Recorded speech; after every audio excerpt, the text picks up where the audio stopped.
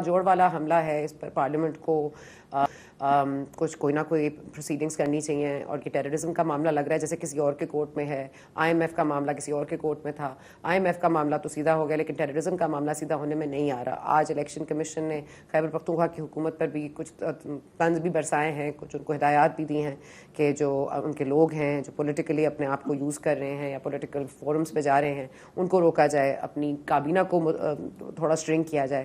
اس پر آپ کیا کہیں گی؟ پھر ہم آگے چلتے ہیں.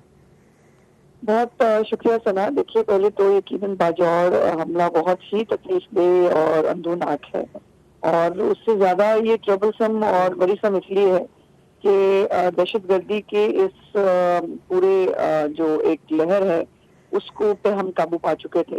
70,000 پاکستانی جو ہیں ان کی جو ہے وہ قربانیاں شامل ہیں اس وہ اے پی ایس کے واقعے کے بعد آپریشن رد العزم ہو یا آپریشن رد الفساد ہو، اس کے ذریعے جو ہے وہ مکمل طور پر دہشت گردوں کا صفایا کر دیا گیا تھا. ان میں سے کچھ مارے گئے، کچھ بھاگ گئے، اور اس کے بعد لیکن جب 2018 کے بعد عمران خان کی حکومت آئی تو اس میں انفارچونیٹلی اسٹیبلشمنٹ کا بھی اور خود عمران خان کا تو ایک طالبان کی طرف ایکسٹینٹ ہمیشہ سے ہے، وہ تو ان کو اپنے بھائی بھی کہتا رہا ہے، ان کے دفتر بھی کھولنے کو تیار تھا، اور کے پی کے کی حکومت تو باقاعدہ ان کے مدرسوں کو بھی فنڈ کرتی رہی ہے اپنے دور حکومت کے اندر. اور مطلب یہ 9 سال حکومت کرنے کے باوجود جب آپ کو پتا ہے کہ عمران خان ہمیشہ کرٹیسزم کرتا تھا میں انسانوں پہ پیسے لگاؤں گا، باجوڑ کے اندر نہ تو جو ہے وہ ایمبولینسز تھی، نہ صحت کا کوئی نظام تھا، اور یہ ہے وہ نیا پاکستانی جو دے کے گیا تھا اس کے پی کے کو. اب یہ جب یہ اس نے اپنے دور حکومت کے اندر اس نے جو واپس لے کے آیا جن کو انہوں نے معافی دی، پریزیڈینشل معافی، آپ کو پتا ہے الوی صاحب کے جو ہے وہ سگنیچرز کے ساتھ، ان میں بہت سارے ایسے لوگ بھی تھے جو زمان پارک کے باہر بھی پائے گئے. ان میں سے ایک اقبال خان نامی ایک صوفی محمد کا جو رائٹ ہینڈ تھا جس کو بھی سزا ہوئی تھی، وہ بھی پریزیڈینشل آرڈر کے ذریعے باہر نکلا تھا، اور وہ زمان پارک کے باہر جو ہے وہ پایا بھی گیا، وہاں پر وہ سیکیورٹی بھی دے رہا تھا.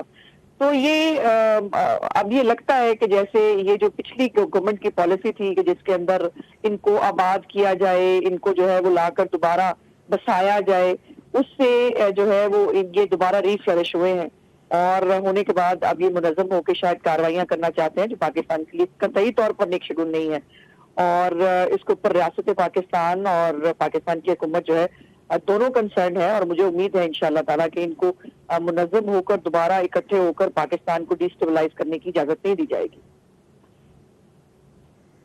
اچھا، محمود مولوی صاحب نے بھی جوائن کیا اس وقت استحکام پاکستان میں، پاکستان تحریک انصاف میں رہے. مولوی صاحب، یہ جو الزام لگتا ہے بار بار خان صاحب کی حکومت پہ، آج ہم باجوڑ کے حادثے پہ بات کر رہے ہیں تو وہاں پر تو آپ چھوڑ دیجئے کہ اسپتال نہیں ہے، فرسٹ ایڈ نہیں ہے.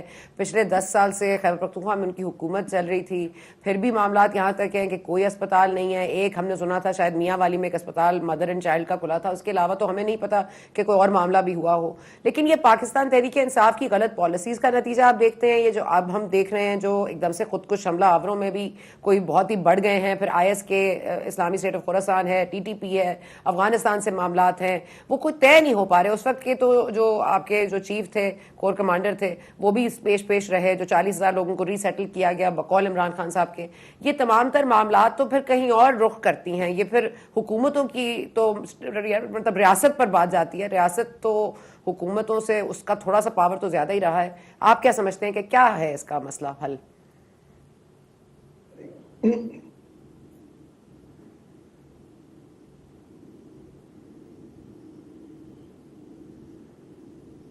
مولوی صاحب، میرے خیال سے آپ کے مولوی صاحب کی شاید آڈیو نہیں آ رہی. جی مولوی صاحب.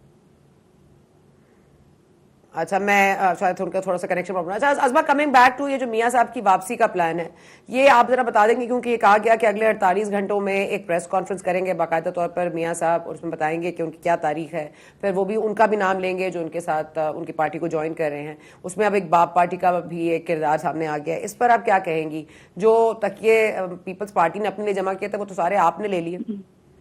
نہیں ایسے نہیں ہوتا، یہ کوئی پتے وتے تو ہے نہیں، یہ انسان ہے، اور ظاہر ہے سیاستدان جو ہے وہ گھاٹے کا سودا کٹ ہی کرتا ہے. ہم جیسے پاگل خدمات لوگ ہوتے ہیں جو ہر طرح میں ہر حالات کے اندر جو ہے وہ پارٹی کے ساتھ جڑے رہتے ہیں.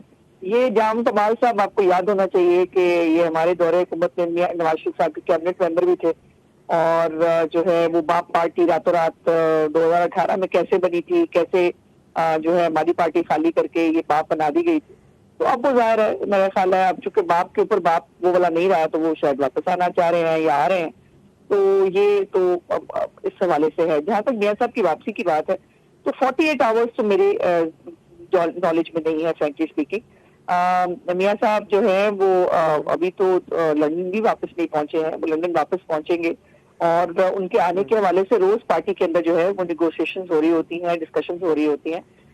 لیکن میاں صاحب کا ان کو آنا ہے، یقیناً اس میں کوئی دوسری رائے نہیں، لیکن وہ کس وقت آئیں گے، وہ مناسب ٹائم کیا ہوگا، اس کا فیصلہ جو ہے وہ پارٹی کرے گی. اناؤنس جو ہے وہ میاں صاحب خود ایک پریس کانفرنس کے اندر کریں گے. سو وہ اگست بھی ہو سکتی ہے، وہ سپٹمبر بھی ہو سکتی ہے، لیٹس سی کہ وہ کب ہوتا ہے. لیکن وہ جب بھی ہوگا ہم ان کے آنے کی تیاری بھی کر رہے ہیں، ان کے استقبال کی.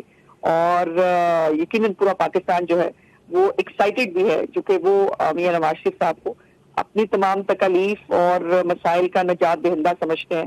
کیونکہ میاں یہ ریکارڈ سے ثابت ہے، صرف بات نہیں ہے، صرف میں دعویٰ نہیں کر رہی، کہ جب جب مسلم لیگ نون کی حکومت آئی ہے ملک میں معاشی حالات بھی بہتر ہوئے ہیں، غربت بھی کم ہوئی ہے، لوگوں کو روزگار بھی ملا ہے، اور مہنگائی میں بھی خاطر خواہ کمی ہوتی ہے. تو لوگوں کی یہ توقعات اور امیدیں جو ہیں وہ بہت ساری جڑی ہوئی ہیں میاں صاحب کی واپسی کے ساتھ. تو انشاءاللہ تعالیٰ وہ اگست میں آتے ہیں یا سپٹمبر میں، اس کا فیصلہ جلد ہو جائے گا. ٹھیک ہے، توقعات جڑی ہوئی ہیں عوام کی میاں صاحب کی واپسی کے ساتھ.